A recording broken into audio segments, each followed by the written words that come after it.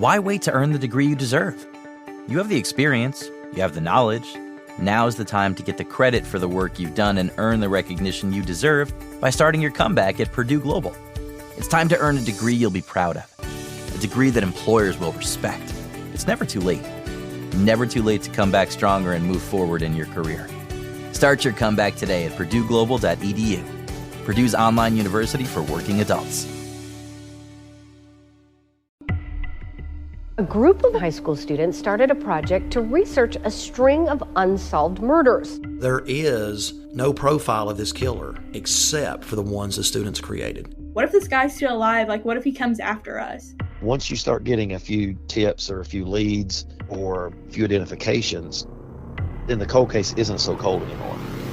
This is Murder 101.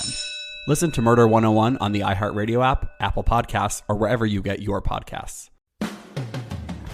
It's Kate and Oliver Hudson, host of the new podcast, Sibling Revelry. That's right. We started this show because, you know what? No one talks about siblings and that dynamic. The siblings, they know each other better than anybody. Yes. You know. Listen to Sibling Revelry on the iHeartRadio app, Apple Podcasts, or wherever you listen to podcasts. First Date Follow-Up.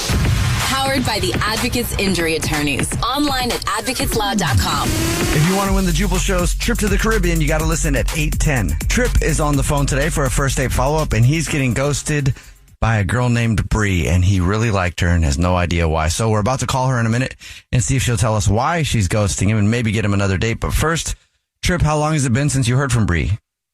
It's been a couple of days now. 4 or 5 maybe. Okay. How many times have you reached out to her in that time? Just a couple. I texted her like right after her date to see what was going on and hadn't heard anything back. And then, like one other time a day later. And then I just texted her again yesterday to see if she was okay and still nothing. Well, why don't you tell us about your date then, Trip? How did that go? Okay, sure. So we met on the League. Are you guys familiar? Yeah. The League? What's that? Yeah, it's like a higher end dating app where you have to get approved to join, and it's for like business professionals and stuff who want to achieve like big things in their life. Yeah, I think I have heard of that then. Okay, so you met on there, so you guys are both high powered execs with business cards. At least you're aligned with business cards. I do okay, and Brie does pretty well too. So we're doing all right. So, we got to talking and so we decided to go to like a higher end steakhouse for our date.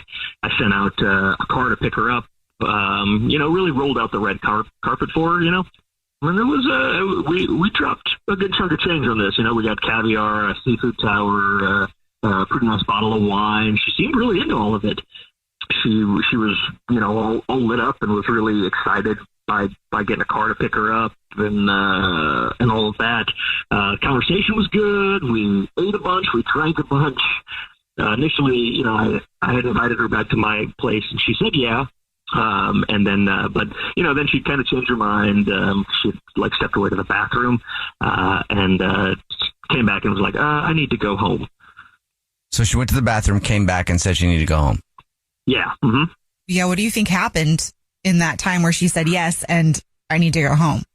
I mean, we ate a lot and drank a lot, so I'm assuming she was a little, embarrassed that maybe some tummy troubles were heading her way.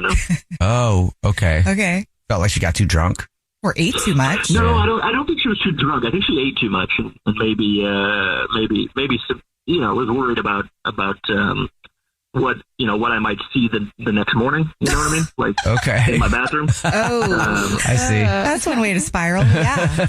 Do you think that's why she ghosted you though? Because yeah, I mean, I can't think of anything else. Like I said, the conversation was great. She had initially said yes to coming back to my place. So I know there was nothing in the conversation that would have thrown her off. That's really all I can think of, and that she's like embarrassed that she had to say no, and so has been kind of like weird because she thinks I'm judging her, but like I totally am not, and want her to know I'm okay and that she shouldn't be embarrassed by it or anything. Went to the bathroom, came back, and then left.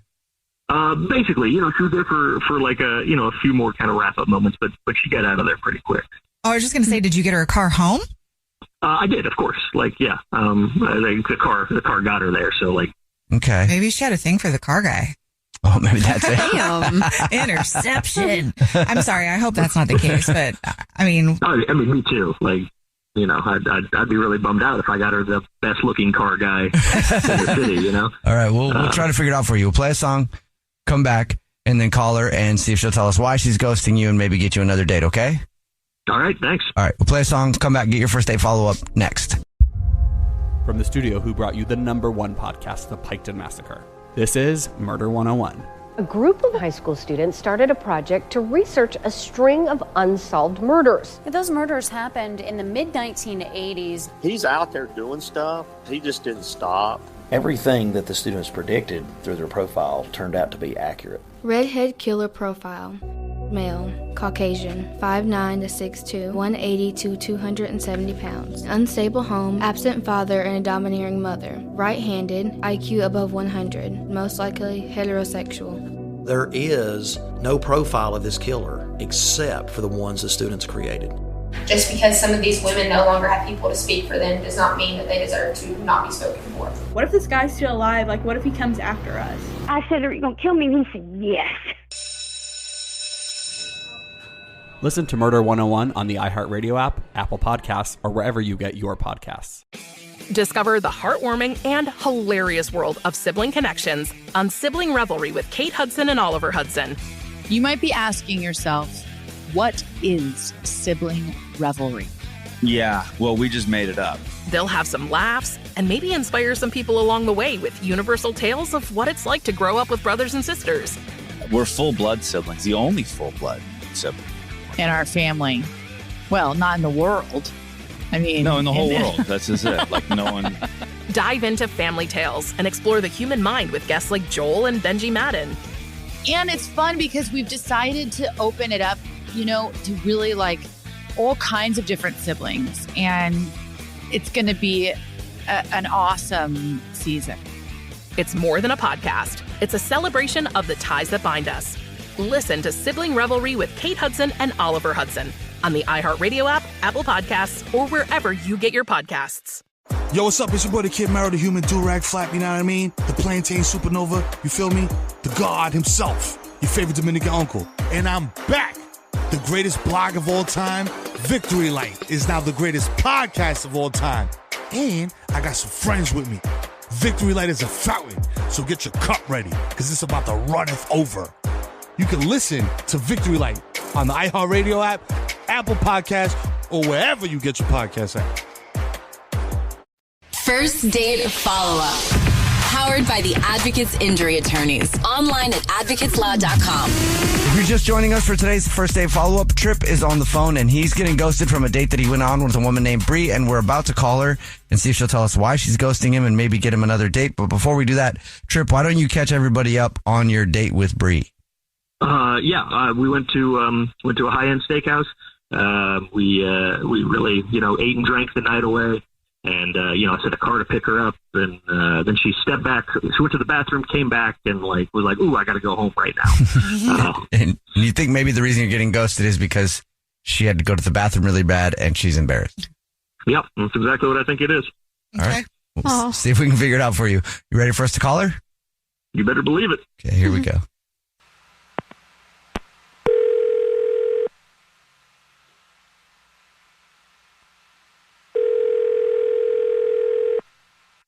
Hello? Hi, may I speak to Brie, please? This is Brie. Brie, how are you? My name is Jubal, and I host a radio show. It's called The Jubal Show. Hi, Brie. The radio show is here. My name's Nina. Hi, and I'm Victoria. How are you? Hi. Good. How are you? Good. Do you ever listen to the show? Yeah. If you ever heard a first date follow-up before, where we call somebody who's been on a date and they've been ghosted, so we get the other person on the phone to find out why they've been ghosted, then I'll just tell you that's what this is. Oh, wow. Okay. Okay. So we got an email about you from a guy named Tripp. Right. Okay. Yes. Uh-huh. He says that you haven't talked to him since your date. It's been about a week. Said that you guys met on the dating app The League, which is like a very successful people dating app. Mm-hmm. Right. Yeah. And then you told us that you guys went out to dinner and you went to the bathroom during dinner at one point and came back and were like, I got to go. And that's the last you heard from you. Oh, it's interesting. That's his interpretation of the date. Okay. So that's not it? Well, I feel like he's leaving out some major points. I mean, the date was initially lovely. You know, we went to a nice place. I felt like he was really trying to impress me, and like money was not an option. He was ordering all the things. And I did think there was potential there for a good portion of the date. It really wasn't until the end where things really unraveled. Again, I can't believe he left all of this out. But so the bill comes, and he took a screenshot of the bill, and then his phone rang. It was his mom. He's sitting there.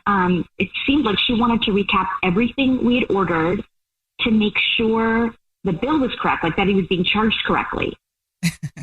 It was a large bill, but he was one that insisted on ordering like all the things. Took a picture and sent it to his mom to it sounds like it. Ask her to pay for it? Huh.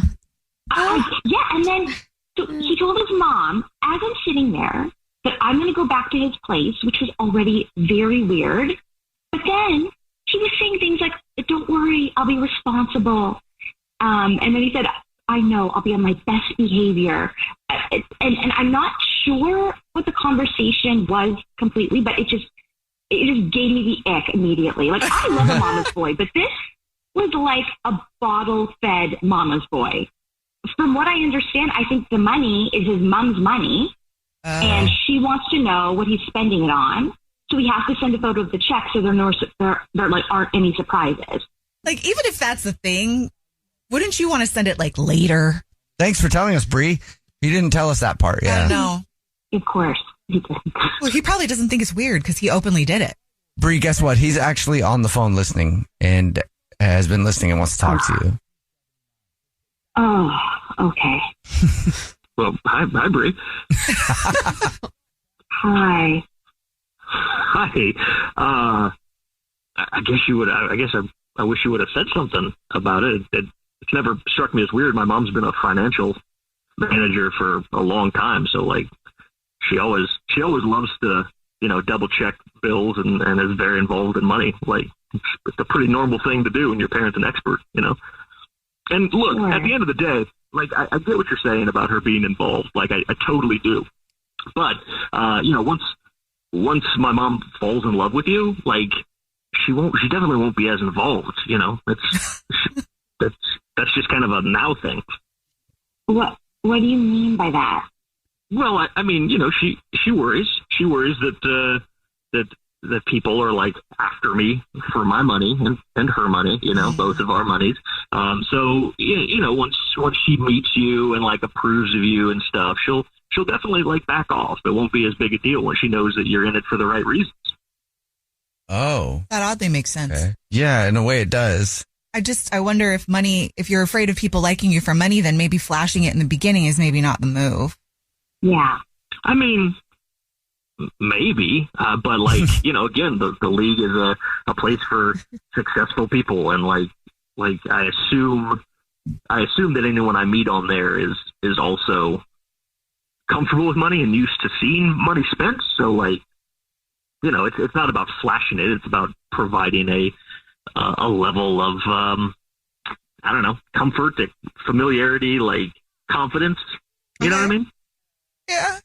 Yeah. I mean, I appreciate the lovely date, and I think you're a lovely guy, but I just do not feel comfortable with that much mothering. Like that was just, to me, like next level. And I find it very hard to believe that she will back off once she finds someone she approves of.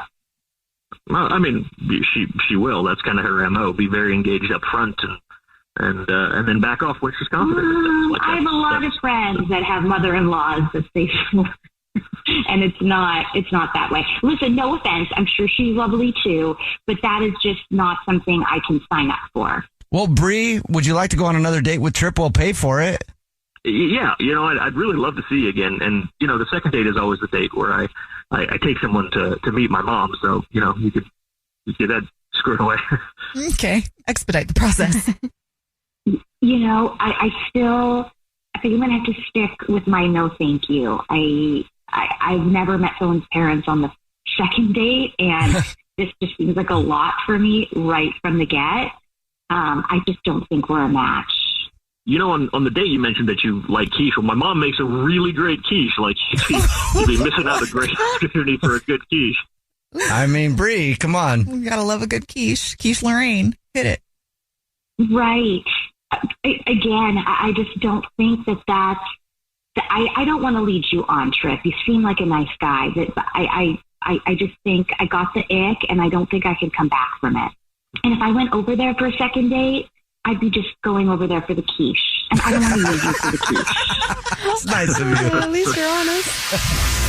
Jubal's first date follow-up. Powered by the Advocates Injury Attorney. Online at advocateslaw.com. No one likes to talk about money. Am I saving enough? Can I buy a house? Am I paying too much in taxes? Will I be able to retire? What if you could unlock insights about your finances in less than 5 minutes with a clear picture of where you stand today and where your money can work harder? Now you can. Visit facet.com to take the free quiz and get your financial wellness score today. That's FACET.com.